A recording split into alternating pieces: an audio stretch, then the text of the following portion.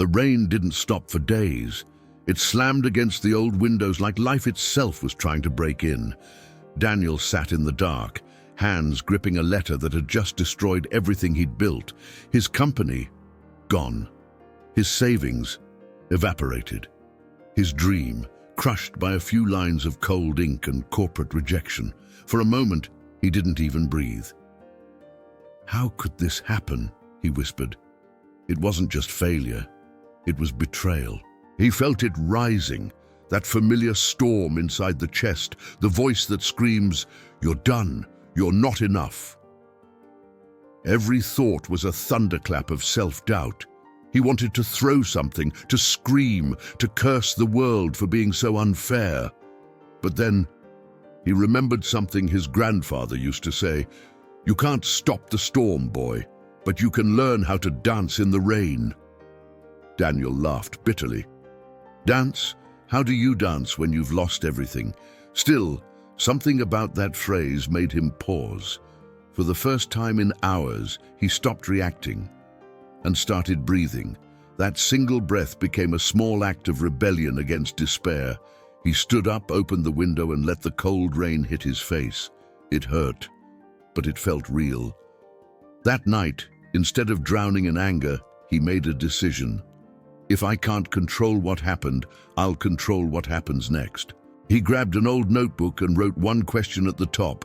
What can I learn from this? The first page was filled with pain, but the second page, that's where everything changed. He wrote down every mistake, every blind spot, every missed sign he had ignored while chasing success. And in those scribbles, he began to see not loss, but lessons. For the first time, failure wasn't his enemy. It was his mentor.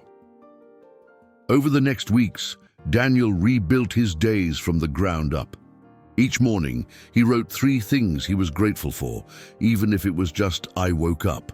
He turned off the news, stopped scrolling through the chaos online, and started feeding his mind with what he wanted to grow.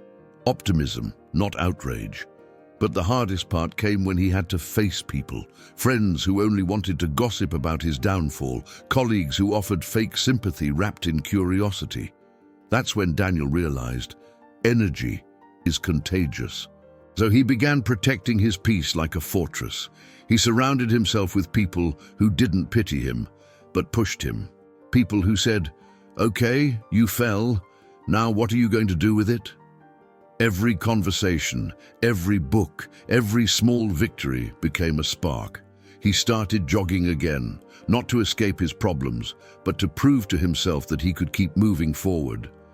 The same streets where he once walked with his head down became his daily battlefield. Each step said, "I'm still here." Months later, a new opportunity appeared. A smaller project, less glamorous, but rooted in everything he had learned the hard way. This time, he didn't chase profit, he chased purpose. And when the business began to grow, Daniel realized something profound. Positivity isn't pretending everything's fine, it's believing that you can make things fine, even when they're not. He understood now what his grandfather really meant. The storm never ends for long. Life will always test your spirit, your patience, your strength.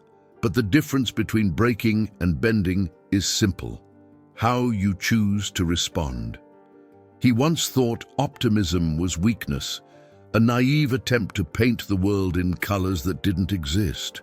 Now he knew the truth. Optimism was armor. It was the shield that protected him from drowning in his own negativity. One morning, as the sun rose over the city, Daniel stood by that same window where it had all fallen apart. The glass was clear now, the rain gone. He smiled, not because life was perfect, but because he was different. "You can't always choose your storms," he whispered, "but you can always choose your umbrella." And that's the lesson he carried for the rest of his life.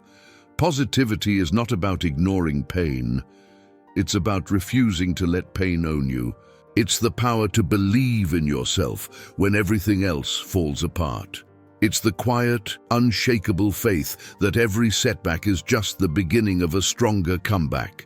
Because no matter how dark the clouds are, there's always light inside the storm. You just have to believe in yourself enough to find it.